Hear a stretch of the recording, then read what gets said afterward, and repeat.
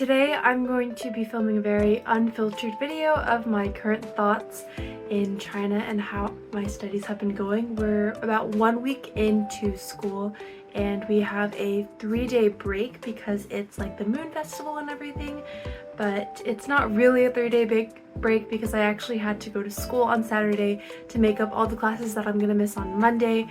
So yeah, it's okay, but I mean, at least I'm gonna have these 3 days to catch up on all the homework and the assignments and things that I've been like trying to understand but have been struggling to kind of like process, because obviously learning something new in a new language or in a language that's not my first language is extremely difficult. But I can kind of show you guys what I've been up to.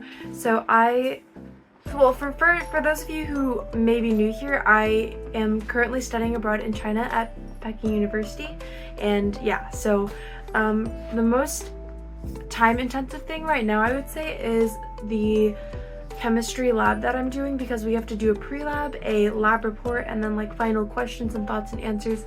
And there's a lot that I have to read through because obviously there's going to be a lot of steps in the chemistry process and when you're doing an experiment. And the issue for me is that a lot of like the terms in Chinese for chemistry and for like any of the materials that we use, like beaker, flask, graduated cylinder, all of that, any of the chemicals like oxalic acid, basically everything, I just am not very familiar with, so it's been very hard. Like this is like the first experiment that we're doing and I've had to like read through everything and kind of write down the English definition so that I have an idea of what I'm actually reading, because otherwise I would be extremely confused and lost. So that took like a good 1 or 2 hours to kind of finally get through, and then after that we have to like write a report on it and just kind of like go through each task and explain the steps and what the purpose of the experiment is and different things like that. And it's just been very hard and very time intensive, but I've written it down in this little report book that they gave us as well. And here's like a glimpse of my report, or that was like, oh, I definitely did not accidentally skip a page. Wait, no, sorry, that's the end part that I'm finishing with like the questions. But I hope I'm not boring you guys, but this is just kind of like the stuff that I've been doing. And then math is definitely the most difficult course that I've been taking right now, because like in the US I took calculus, I took AP calculus, well I took IB calculus, but I took the AP, AB, and BC test. Those are obviously combined if you take the BC because they give you an AB subscore.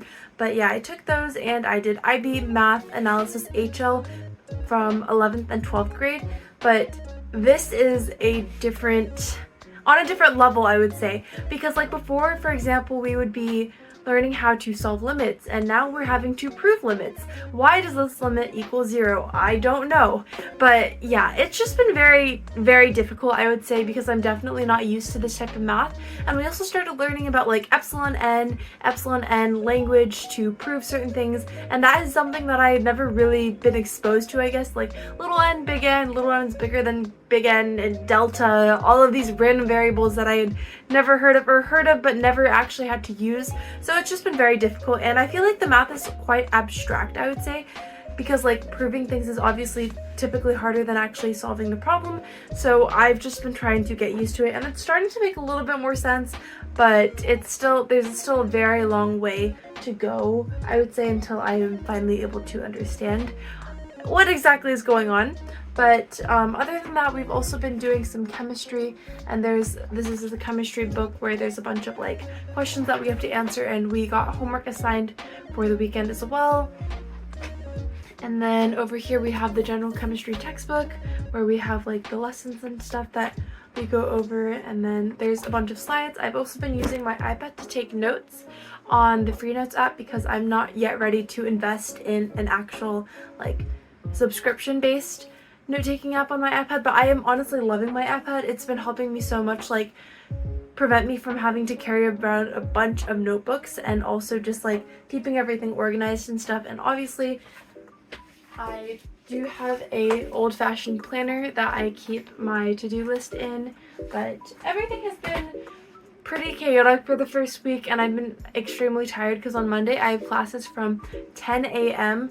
to 8:30 p.m. So and yesterday it was Saturday, so I was making up the Monday classes, so I'm very drained and very tired. I've been catching up on all of this work this entire day, and I just my brain can't really take it anymore, so I'm just filming this video to kind of update you guys for anybody that may be interested in. And I just want to say that learning in Chinese is definitely very difficult, especially at the college level when you're surrounded by so many people that are intelligent and smart and have been learning in Chinese their entire lives and are used to this way of teaching and the education system and how everything works. It's very hard to keep up.